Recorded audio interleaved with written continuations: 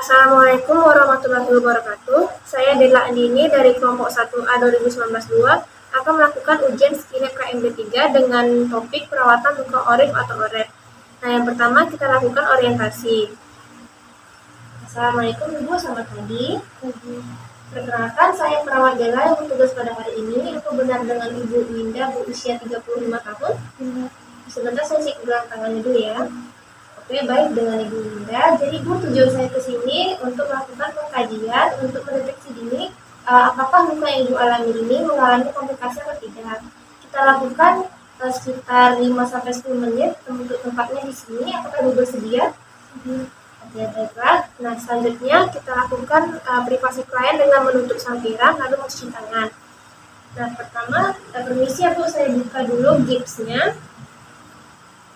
Nah, jadi untuk resiko komplikasi ini ada 5 tahapan. Yang tahap pertama itu adalah tahap terselubung. Nah, di sini kita cek luka pasien. Jika terjadi perdarahan, kita cek di area lukanya, bagaimana jenisnya, warnanya, apakah merah kehitaman atau kecoklatan.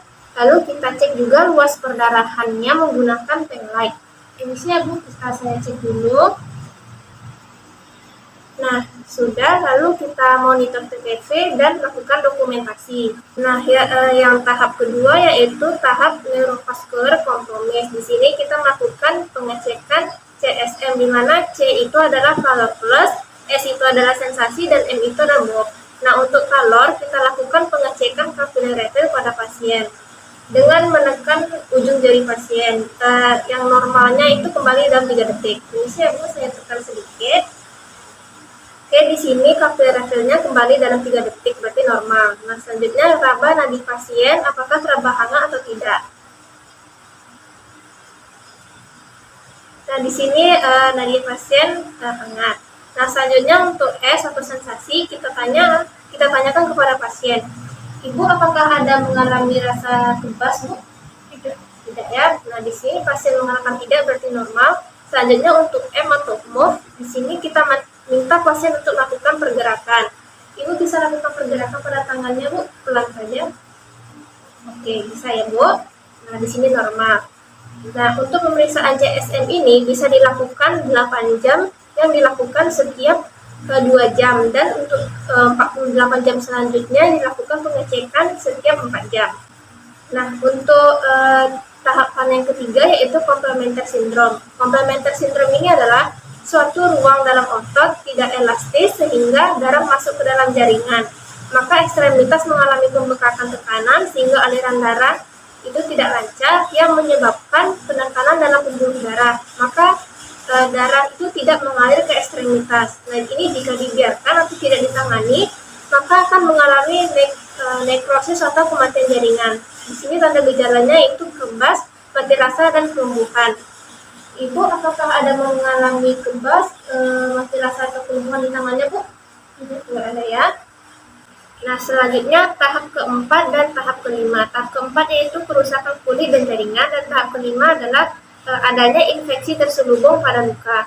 Di sini biasanya terjadi karena gips terlalu dekat pada jaringan, terutama di atas tonjolan tulang. Biasanya mudah terjadi infeksi, inflamasi, dan luka. Nah, untuk penyebab keduanya itu karena ujung tepi gips terlalu tajam yang mengiritasi luka. Di sini bisa kita pantau pada tekanan gipsnya.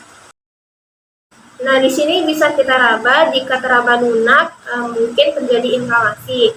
Nah, jika ada kerusakan kulit, kemungkinan terjadinya drainase, dan jika ada infeksi di area tersebut, biasanya mengeluarkan bau.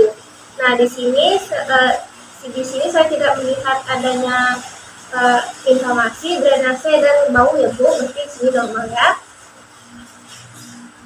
Baik, Ibu, sudah selesai pemeriksaannya. Bagaimana perasaannya, Bu? Alhamdulillah lebih baik karena tidak ada. Oh ya, baik Ibu, alhamdulillah ya kalau nyaman ya. Itu sudah selesai ya. Apakah ada yang ingin Ibu tanyakan? Tidak ada ya. Kalau tidak ada, saya permisi dulu ya, Bu. Assalamualaikum. Baiklah, itulah dia video dari saya. Terima kasih. Maaf bila ada salah. Wassalamualaikum warahmatullahi wabarakatuh.